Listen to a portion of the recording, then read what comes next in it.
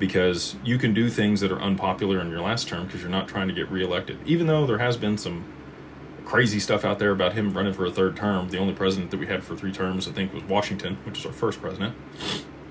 And they wanted him to run again. He said, no, we need to put some bylaws in here and make changes where we can't have a king of the U.S.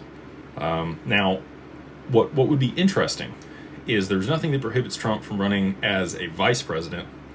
And if his, partner in that race were to step down once they got into office, he could then step back into that role and be a president for a third time. But I do think Trump, I've made this large claim before, and, you guys have seen me be wrong on other stuff, so I'm not saying I'm right on this one.